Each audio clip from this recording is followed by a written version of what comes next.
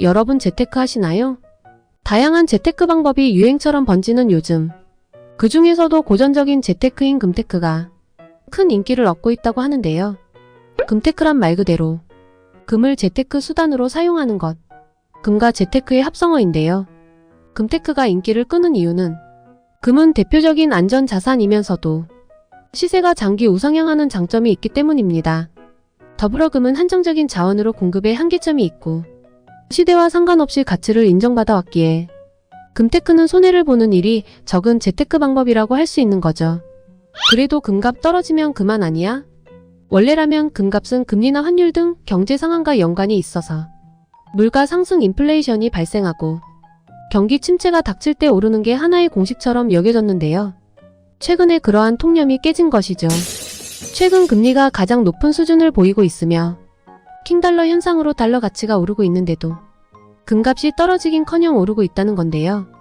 한국거래소에 따르면 지난 7일 기준 국제금 가격이 1g당 10만 5천원으로 전년도와 비교해 볼 때 시세가 28.0%나 올랐다고 합니다. 지금까지 10만원 선에서 내려오지 않고 있는데요. 정말 말 그대로 금값이 금값인 상황.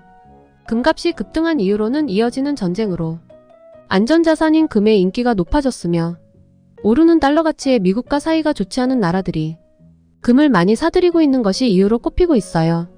또한 미국 금리 인하에 대한 기대감으로 아직까지 금값이 높은 것으로 보이며 금테크의 유행으로 투자자들이 모이고 있으니 금값이 오를 수밖에 없다고 보고 있습니다.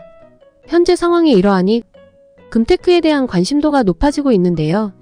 이미 미국 코스트코에서는 골드바를 사려고 사람들이 줄을 서고 중국에서는 금콩인 1g의 금을 사모으는 것이 유행이 되고 있다고 하죠.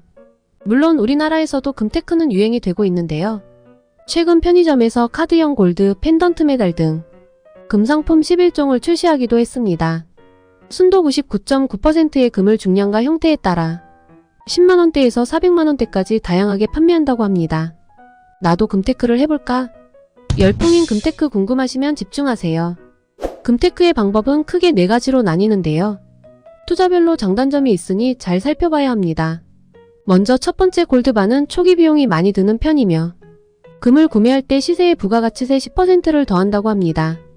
또한 세공비가 추가로 붙기도 하며 사고 팔 때 5% 안팎의 수수료가 발생한다고 하니 그만큼 수수료를 감안하고도 수익을 낼 수 있어야 한다는 뜻이겠죠.